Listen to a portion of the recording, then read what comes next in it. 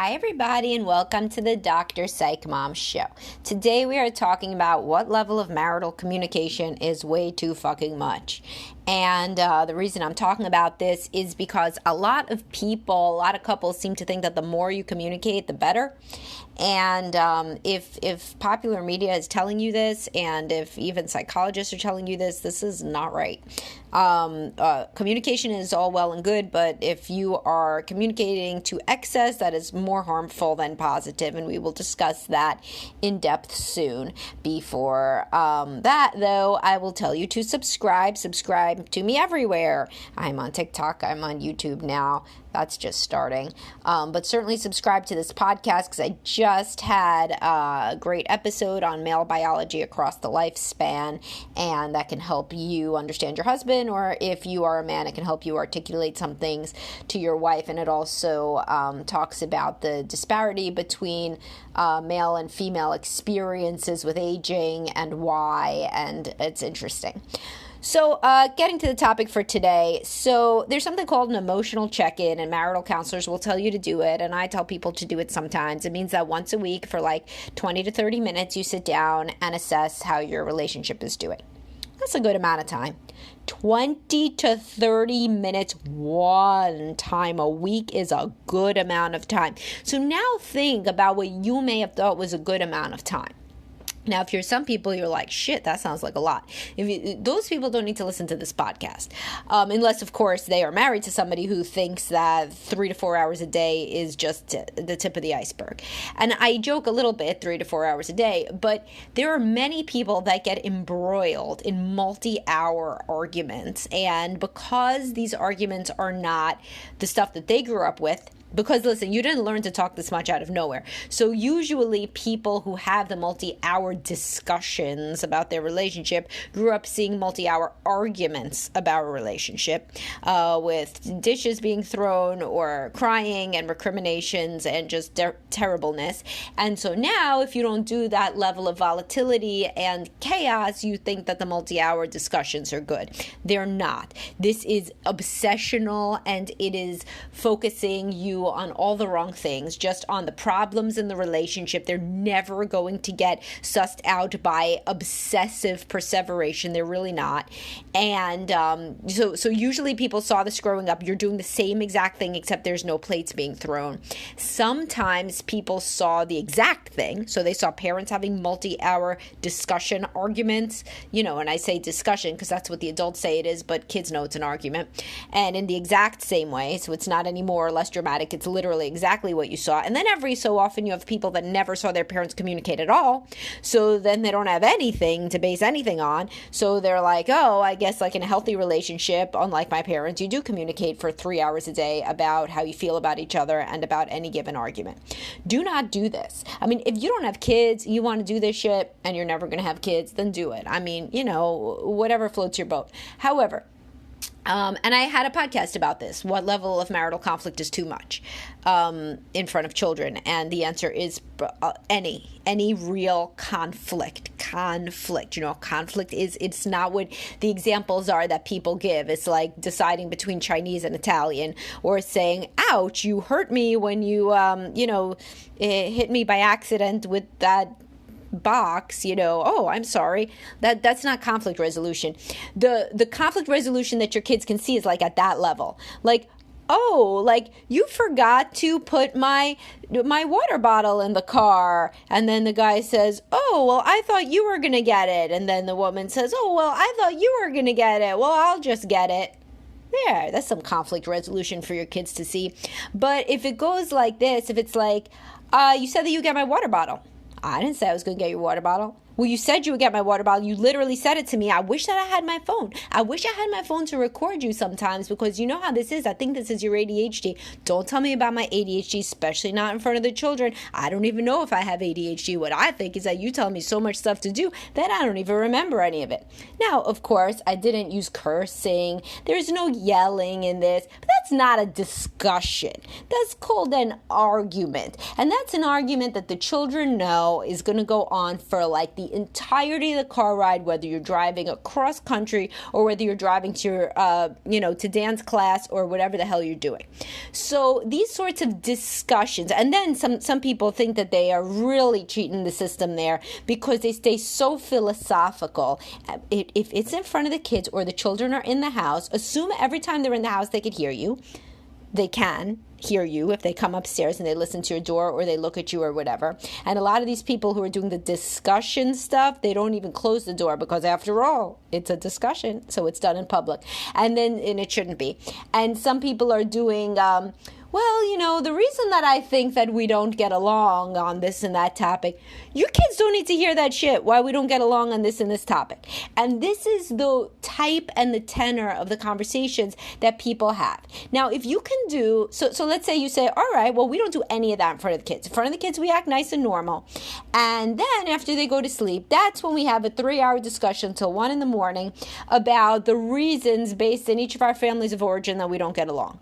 Okay, good job. No, not good job. Who can stay up that late? I can barely stay up till 9:30. You can't stay up that late as an adult and function the next day. You cannot be what do you think is going to happen? How many times have you fallen into bed into each other's arms after a discussion about your husband's mother being a covert narcissist? How has this ever ended well? It doesn't end well. That's why I tell people, the discussion that we have in couples counseling, 45 minutes or 90 minutes once a week, or every other week, that's good. You want to do an emotional check-in, one emotional check-in a week, that's good. You don't need to talk about your relationship besides that. And if you're doing any fun stuff, like fun in quotes, like listening to my podcast together, God bless you, or you're taking a love language quiz, you're doing some shit like that, then okay, do it one more time a week, go for it. Unless you're actually talking for 20 to 30 minutes length of no emotional check-in. Let's say you could do it every day. If it's positive, you could do it every day.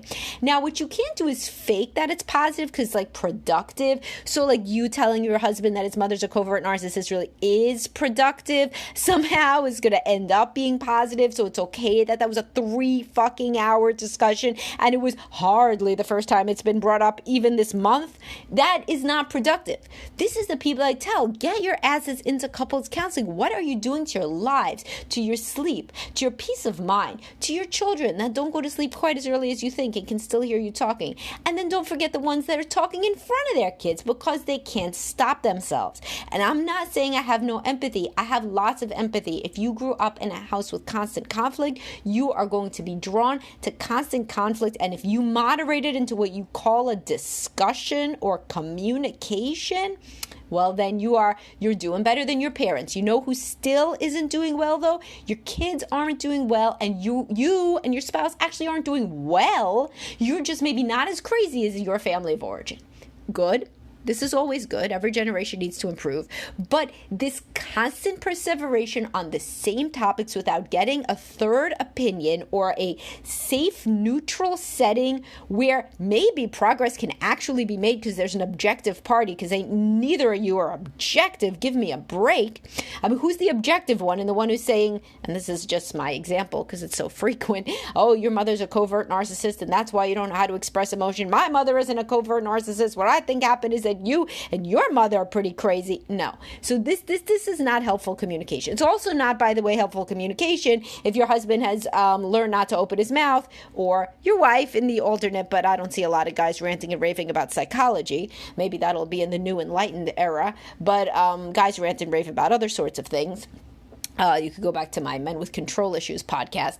But it's usually the women that are starting the conversations about these psychological topics. And then even if your husband doesn't open his mouth up once, if it goes on for more than 20 to 30 minutes, it's too much. It really is too much. Now, there could be exceptions. Maybe you go out to date night and you decide that you really want to talk about how much you love each other.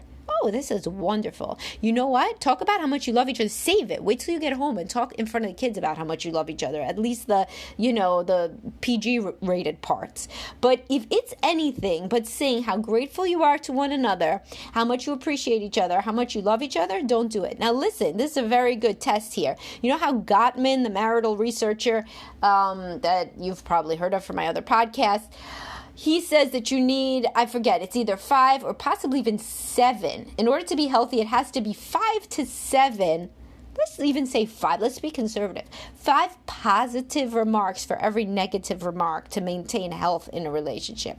So I tell you this, if you are going to have, think about it, because it's funny for many people that are embroiled in marital conflict, whether that is simmering low level or high level. If you're going to have even one conversation that's about why we don't see eye to eye on this, rooted in our individual families and yours being worse than mine, or your untreated mental disorders that make you difficult for me and the kids to live with, or whatever the fuck it is, you got to have 5 conversations in front of the kids about how much you appreciate each other, how much you love each other, and how grateful you are for one another. Now, if you can do that, then I give you your complete permission to have your strange. I really don't, because it's bad for the children to hear it. But think about how silly it is. Kids never hear this shit. Like, so rarely will they hear like a 20 to 30 minute discussion where the parents are like, no, you know what I really like about you? You know, you are just so supportive. You know what? What I really like about you, though, is that you are just so intelligent. Please.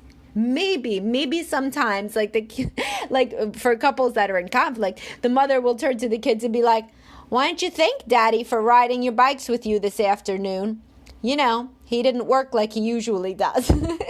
Right? I mean, like, that's the level that we're talking about positive stuff. So if you want to do any negative stuff, your ass has to do 5 times as much positive stuff. If you did that alone, by the way, your marriage would improve. Like, not the one that I just made fun of, but wow, guys, you have such a great dad. Like, he rode bikes with you this afternoon. That's super fun. You're really lucky. I wish that I would have, been able to ride bikes with my dad, but he didn't ride bikes because he was a fucking asshole. But you don't have to go into that part. But either way, the ways that you could tell your children that the other partner is making their life good and is in fact healing even some of your old wounds as a child. I mean, people never say this sort of shit, like deep stuff that their kids could actually learn from, like, oh, mommy picked daddy because like he's so stable, he's so reliable, responsible, he's an admirable guy, real stand-up man. I grew up in a house that was very chaotic. There was like sometimes was not even knowing what I would be able to afford to do. Sometimes our bills weren't paid. So your father, he is a man that I could never see anything bad happening to us. That would be the sort of thing that's a psychologically minded conversation, but is positive.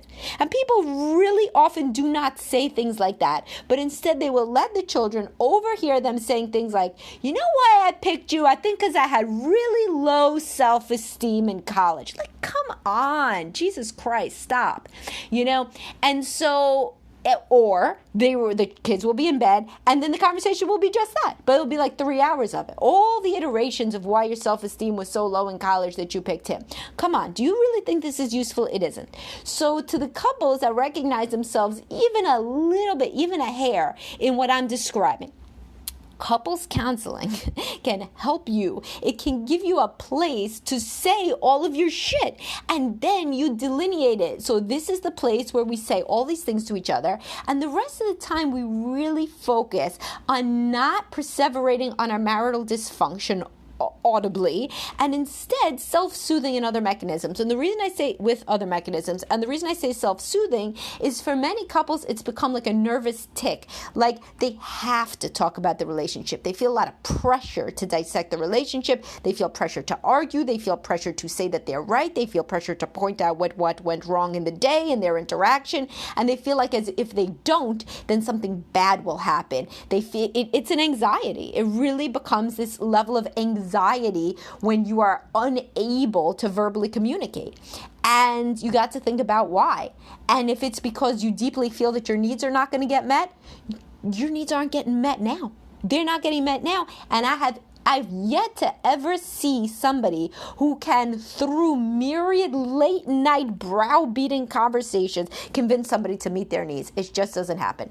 If you even remotely recognize yourself in these descriptions, then it's probably time to start couples counseling.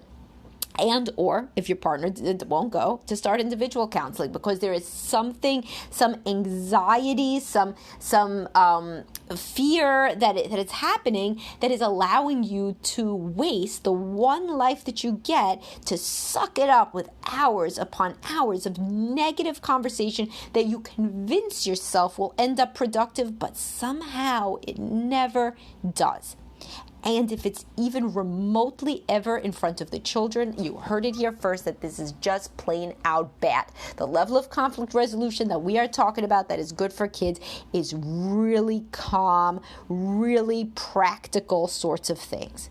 Even, I'll even give you, like, you hurt my feelings when you didn't get my thing of cereal, my brand of cereal at the store. Oh, honey, I'm sorry. Like that's like conflict resolution. I'm sorry, honey, I forgot it. If it's like, well, maybe your ass should get up and go to the grocery store, there is no benefit of your kids hearing it ever, ever, ever, ever. You can ask any of us children that ever heard anything like this shit growing up. Does it ever help you? It never does. It's not conflict resolution just because eventually both parties are too exhausted to continue fighting. That is not conflict resolution. Conflict resolution is, you hurt my feelings. Oh, well, sorry, honey, I didn't mean to. That's the kind of conflict resolution you could do in front of your kids. Okay, so hopefully this resonated. Hopefully somebody somewhere out in the ether will start marital counseling because they uncomfortably recognize that this hit a little close to home. And then my work is done. And I'll talk to y'all soon. Bye-bye.